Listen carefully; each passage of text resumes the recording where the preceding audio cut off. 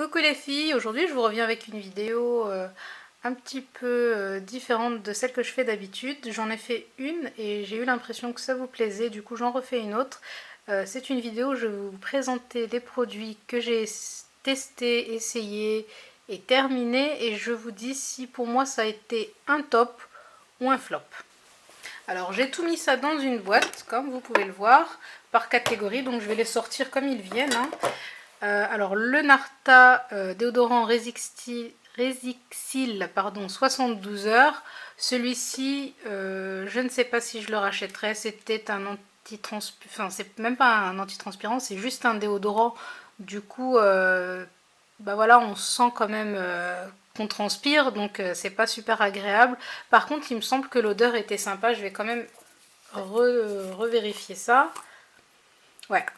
L'odeur est très fraîche, très agréable. C'est un petit côté fleuri, mais en tout cas, ça sent très très bon. Du coup, je sais pas trop si je le mets dans les tops ou les flops parce que c'est pas un antitranspirant, c'est juste un déodorant. Bon, pour celles qui recherchent juste un déodorant, on va dire que c'est un top. Par contre, pour celles qui recherchent un vrai antitranspirant, ce sera un flop. Donc voilà pour celui-ci. Un autre produit que j'avais acheté quand j'étais en vacances au Maroc, de chez Nivea, c'est un antitranspirant déodorant Invisible for Black and White. Alors là, vraiment les filles, j'ai été déçue. Déçue pour plusieurs choses. Pour son efficacité, parce que c'est un antitranspirant, et logiquement, on n'est pas censé... Enfin, on transpire quand même, mais on n'est pas censé transpirer tout de suite après l'avoir mis. Donc déjà, ça c'est un point négatif pour moi. Ensuite, c'est vrai que j'avais pas l'habitude, et puis je me suis dit que peut-être que ça allait être sympathique. Mais en fait, vous avez là un truc à tourner, et le produit est censé sortir. Le souci, c'est que le produit, c'est similaire, alors vous allez peut-être rigoler, mais j'ai une référence assez bizarre, c'est vrai. C'est similaire au savon qu'on avait lorsqu'on était petit dans les réfectoires de toilettes, enfin aux toilettes. Vous saviez, on avait le savon qui sortait, enfin qui était accroché à un clou au mur. Il était jaune, il était dur, il était, enfin bref, c'est la même sensation. Et du coup, pour le passer sur, bah là je touche parce qu'il en reste encore, mais pour le passer sur la peau, au début quand j'ai vu, je me suis dit, ben mince, c'est un petit peu dur, peut-être que avec les frottements sur la peau, ça va se liquéfier et puis ça sera plus agréable. Et ben non, j'avais toujours un genre de dépôt blanc sur l'aisselle à chaque fois que j'en mettais. Et il y a écrit que c'est invisible for black and white, donc pour les vêtements, pour ne pas laisser de traces. Et je suis désolée, moi ça me laissait des traces blanches, comme si j'utilisais du talc en fait. Donc très clairement, pour moi c'est un flop. Pour celles que ça intéresserait quand même de tester, on sait jamais, hein.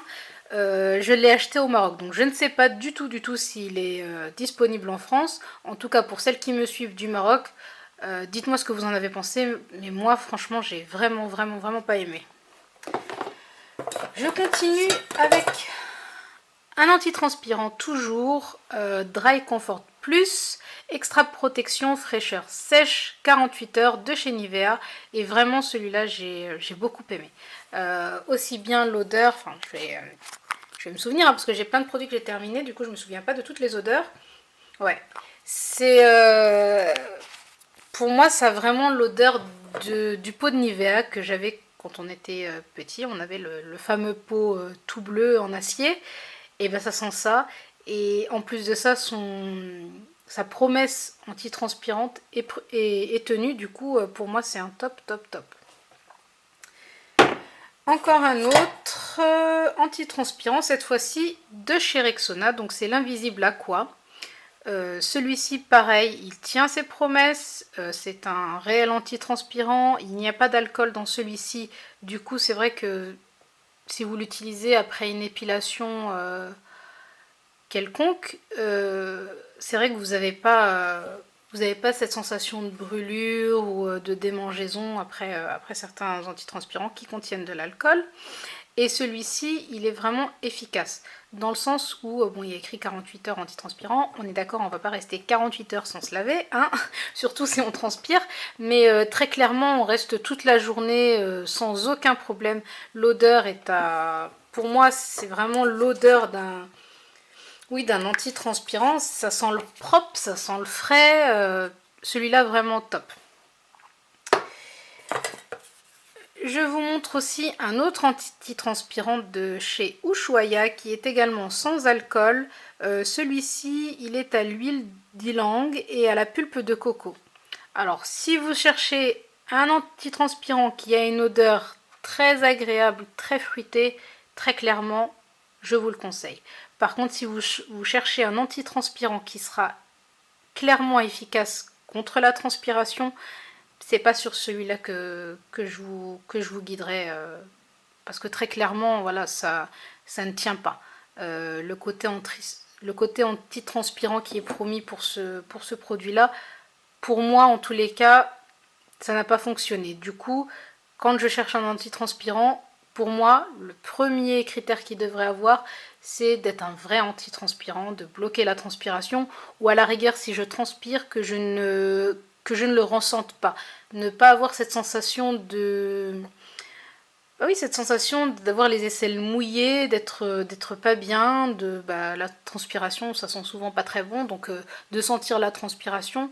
Donc clairement, si c'était juste un déodorant, ce serait un top, mais étant donné que c'est un antitranspirant et que pour moi en tout cas, il ne promet pas, enfin, il ne tient pas du tout ses promesses, c'est un flop.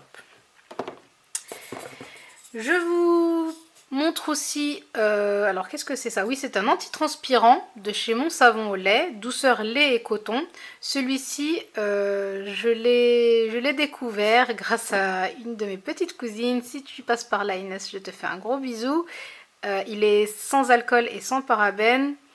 Il sent une odeur, mais allez le sentir quoi. Même en supermarché, juste par curiosité, ouvrez le bouchon et sentez-moi cette odeur. Ça sent le propre, le frais, le fleuri, mais pas le pot pourri ou enfin des odeurs de fleurs qui sont un petit peu vieillottes, je trouve.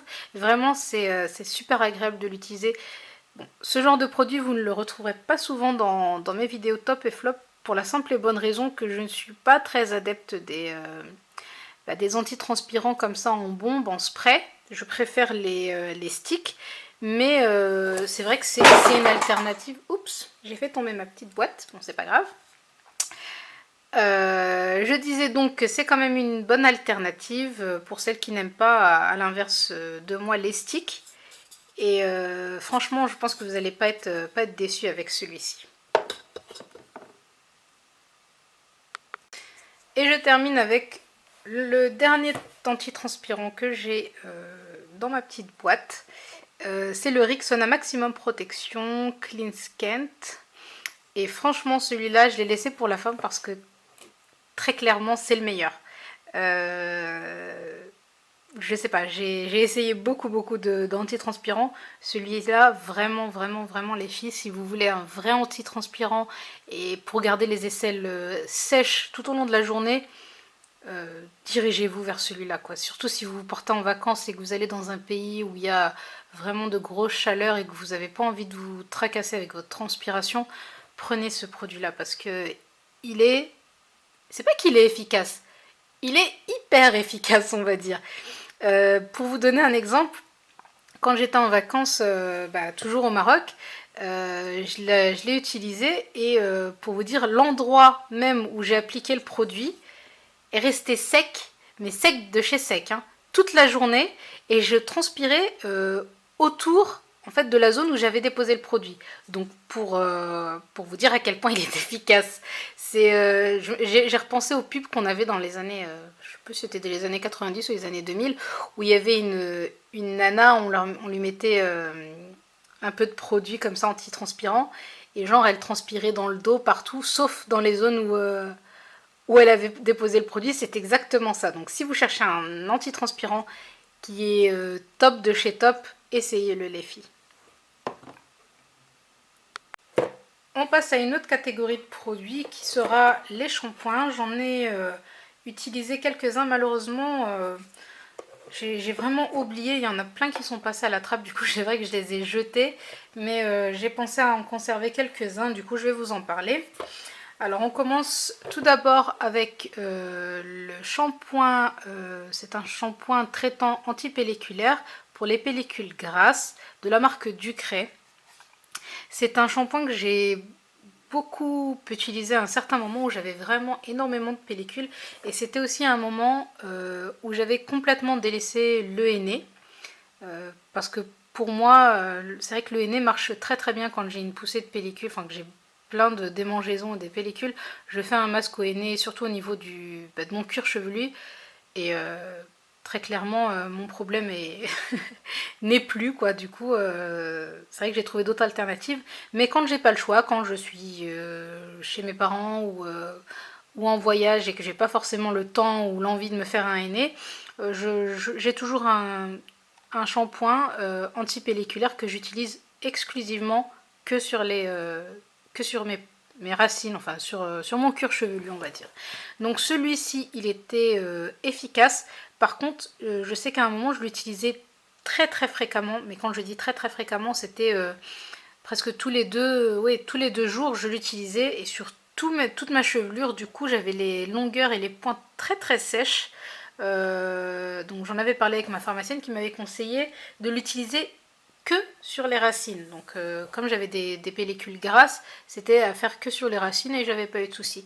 Ce qui est bien et ce qui est marrant aussi avec celui-ci, c'est qu'il sent réellement, vous savez, pour ne pas la citer, la boisson aux couleurs rouges et blanches que tout le monde connaît, marron, gazeuse, voilà.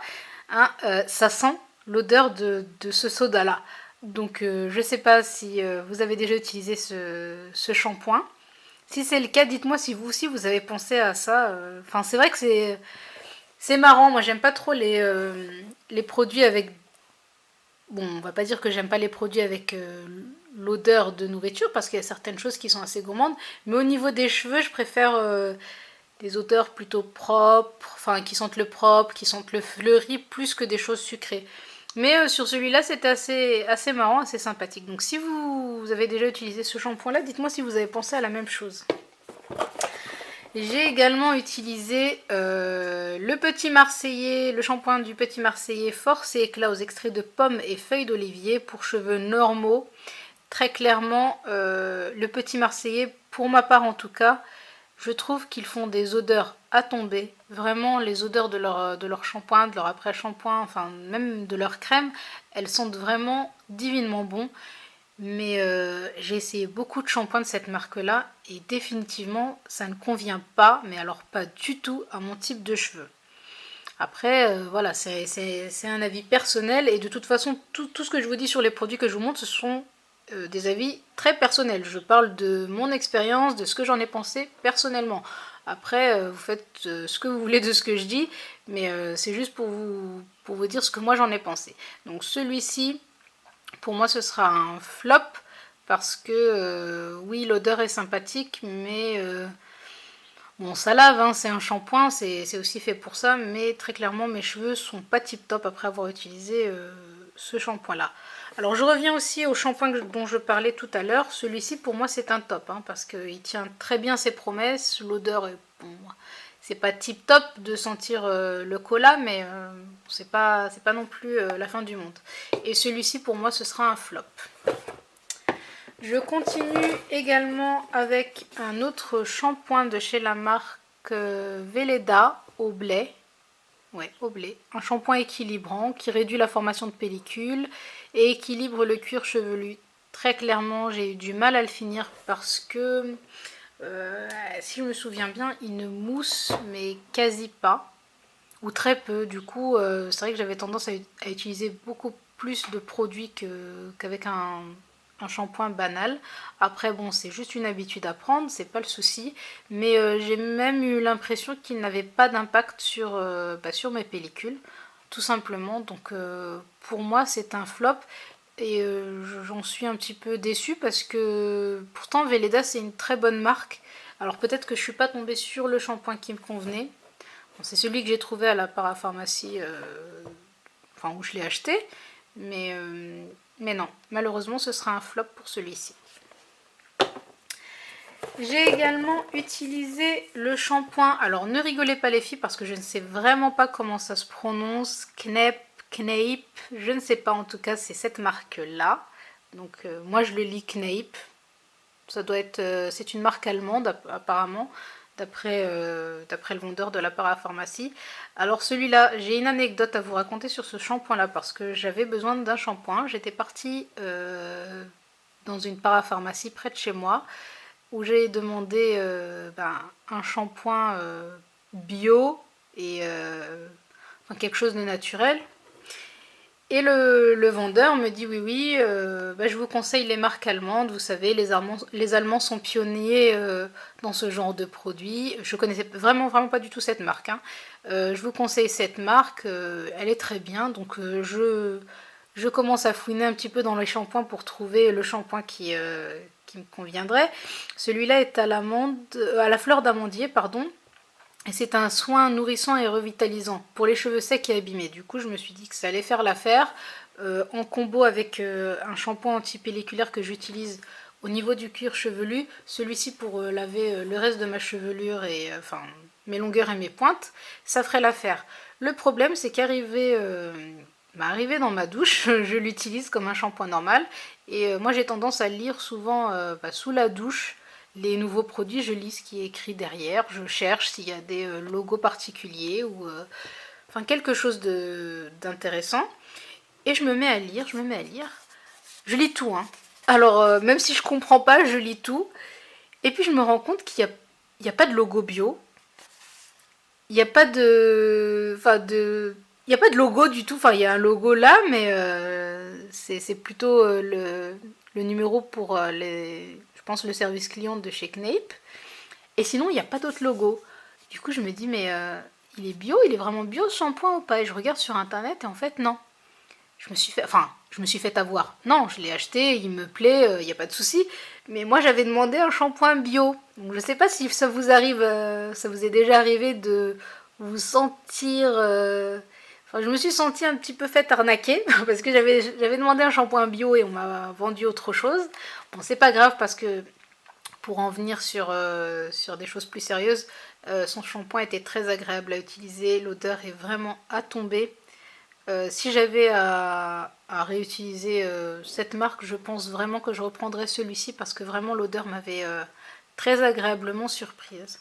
Donc pour moi ce serait un flop, un top pardon, mais c'est vrai que quand on me l'a vendu comme un produit bio, donc j'aurais peut-être pu donner un flop pour ce produit là, mais très clairement il était très agréable à utiliser, du coup ce sera un top pour moi.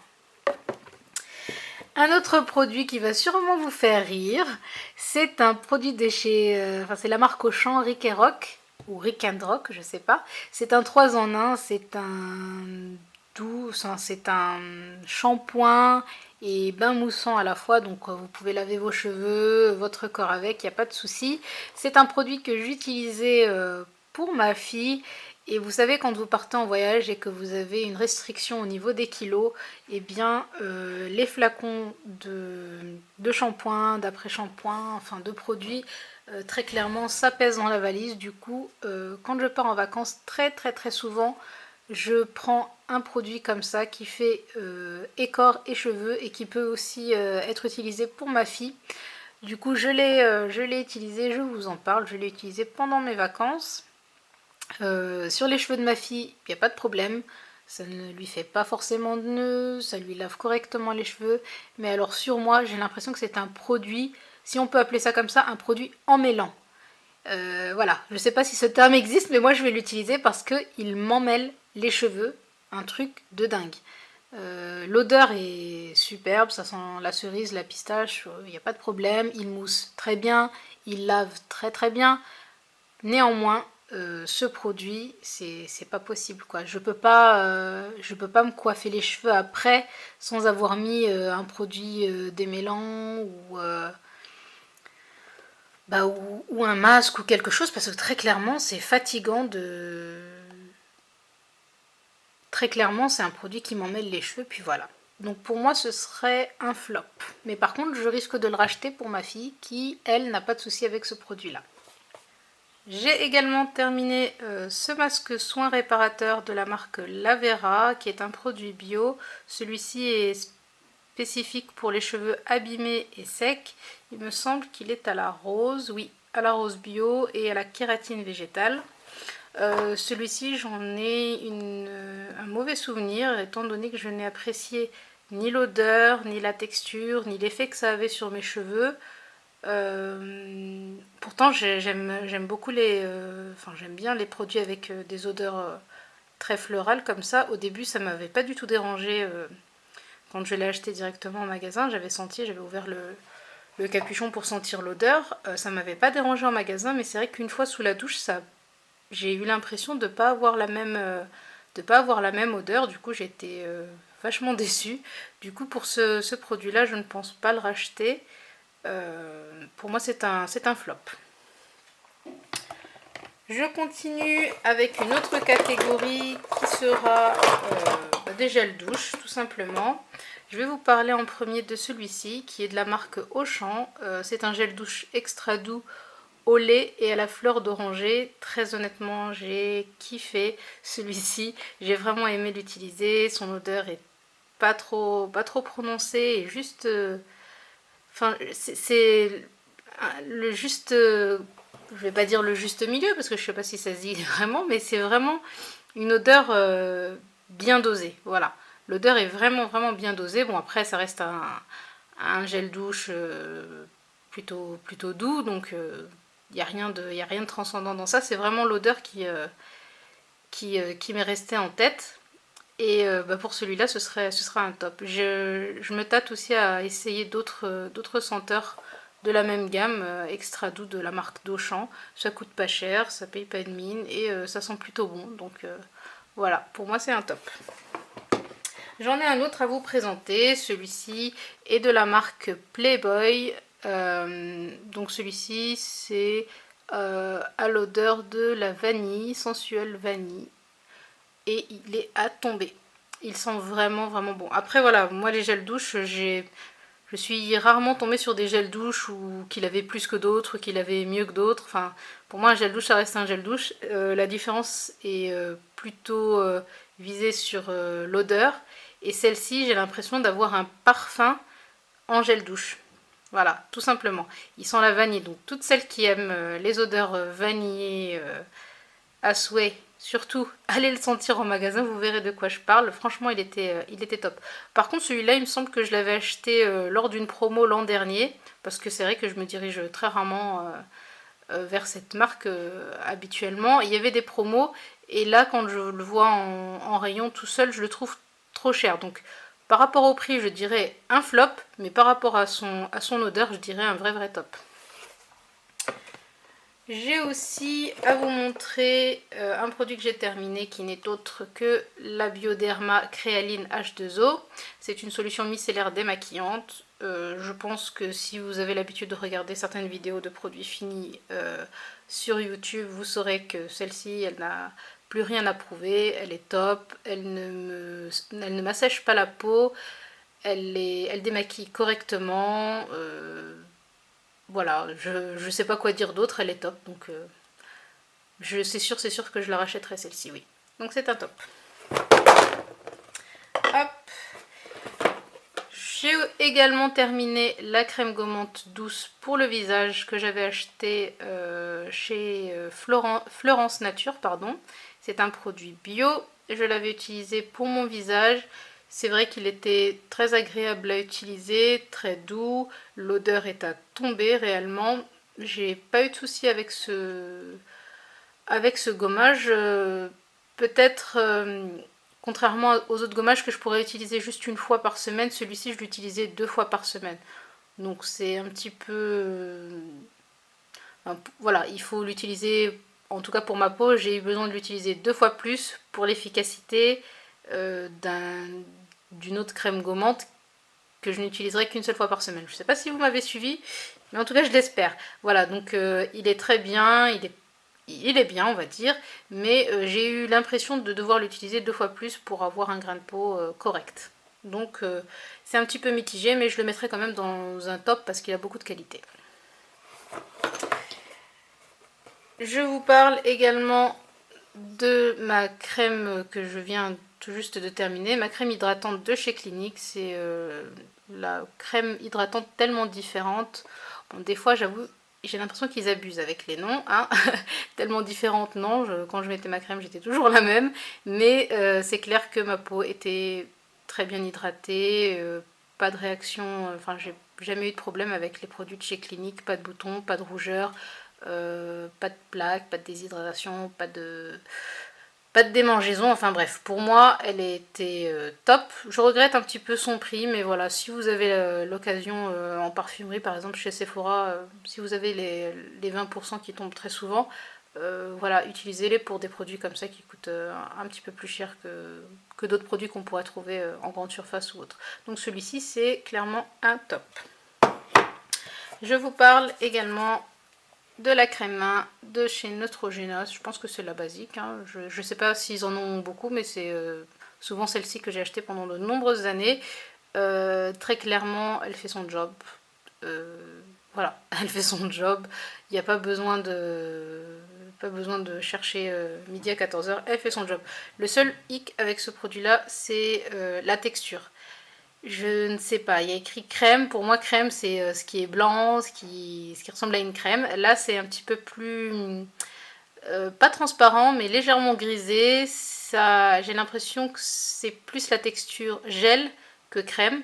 Du coup, c'est un petit peu ça qui me gêne. Et surtout, sur les mains, je trouve que ce n'est pas très agréable à utiliser. Par exemple, si vous êtes à l'extérieur, que vous voulez utiliser une crème main au boulot, par exemple, c'est clairement pas celle-là qu'il faudra parce que voilà, faut retirer tout, enfin, faut retirer vos bagues, c'est un truc qui reste assez collant après, donc vraiment pas celle-ci. Mais pour tous les jours, pour après la vaisselle, pour hydrater vos mains le matin, le soir, enfin bref, si vous êtes à la maison, vous n'avez pas forcément besoin d'avoir quelque chose qui ne colle pas ou quoi, celle-ci fait très bien l'affaire. Donc pour moi, c'est un top.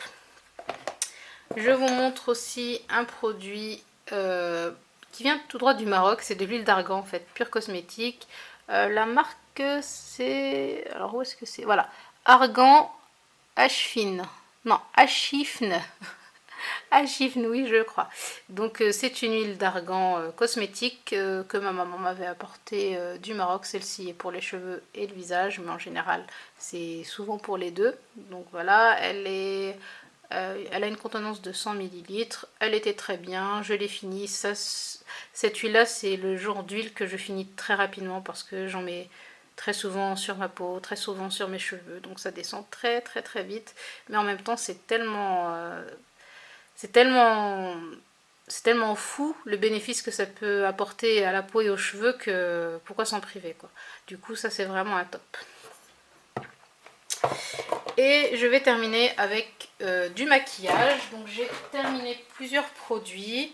Je vais commencer par celui-ci qui est de la marque Urban Decay.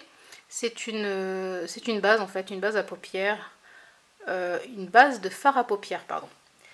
Donc ça s'applique juste avant d'appliquer votre fard à paupières pour avoir une tenue plus correcte, ne pas avoir de maquillage qui file entre les ridules. Voilà. C'est clair que quand on connaît ce type de produit, surtout si vous avez l'habitude de vous mettre du fard à paupières, avec et sans base, il y a clairement une différence. J'en ai pas utilisé, enfin j'en ai pas essayé des tonnes, donc pour vous dire quelle marque est mieux que d'autres. En tout cas, celle-ci, c'était la première que j'ai utilisée de toute ma vie. Et j'ai été très satisfaite. Du coup, c'est vrai que les produits Urban Decay en général, et je dis bien en général, je ne suis pas déçue. Donc pour cette base de fard à paupières, c'est un top. Je vais continuer toujours dans la même marque. Par contre, ce n'est pas le même produit. C'est un mascara, celui-ci. C'est le Lush Lash Mascara. Toujours de chez Urban Decay. Et c'est pour ça que tout à l'heure avec l'autre produit, je vous disais qu'en général je n'étais pas déçue et que c'était qu'en général parce que celui-là, vraiment clairement, pour moi, c'est un flop, mais un flop de chez flop parce que il coûte plutôt cher pour un mascara et surtout, il ne m'a rien apporté. Alors, il me faisait plus de paquets qu'autre chose, il ne m'allongeait quasi pas les cils. C'est vrai que moi, j'ai pas tendance à vouloir des mascaras qui font du volume, je veux juste quelque chose d'allongeant et plutôt naturel. Et celui-ci, j'ai été vraiment déçue. Alors je vais re-regarder la brosse, enfin vous montrer plutôt la brosse. Elle est comme ceci. Et j'ai l'impression qu'elle fait presque un 8, en fait une forme de cacahuète, on va dire, une forme de cacahuète allongée. Alors c'est vrai que j'ai pas l'habitude de ce genre de brosse. Alors est-ce que ce serait ça qui aurait fait que je n'arrive pas à l'utiliser? En tous les cas, je l'ai utilisé parce que clairement pour le prix, hein, j'allais pas le jeter. Donc je l'ai utilisé en complément d'un autre mascara, mais pour moi c'était un flop, clairement. Et le dernier produit de cette vidéo, qui est toujours un mascara, cette fois-ci de la marque Smashbox, c'est l'Hyper Lash mascara. Celui-ci, c'est vrai que ça fait longtemps celui-là que je n'avais pas utilisé. Ah oui, si. Voilà, regardez sa brosse, elle est fine. Ben, c'est le type de brosse que j'apprécie le plus. Donc clairement, il allonge très très bien. Mais quand je dis très très bien, c'est qu'il allonge pile ce que je veux moi. Pas d'effet fossile, pas d'effet... Enfin, d'avoir l'impression d'avoir des cils qui ne sont pas les vôtres. On a vraiment l'impression que ce sont les vôtres, mais en mieux. Du coup, pour ce mascara, pour moi, ça a été un top. Donc voilà les filles, c'est tout pour cette vidéo. J'espère qu'elle vous aura plu. Si ça a été le cas, n'hésitez pas à la liker. N'hésitez pas aussi à vous abonner pour éviter de manquer une de mes vidéos. Dites-moi en commentaire si parmi les produits que je vous ai proposés, vous avez vos avis à donner. Je suis ravie à chaque fois de lire vos commentaires. Suivez-moi également sur Facebook au nom de ma page Nature & Femme. Je vous dis à très bientôt pour de nouvelles vidéos. Ciao!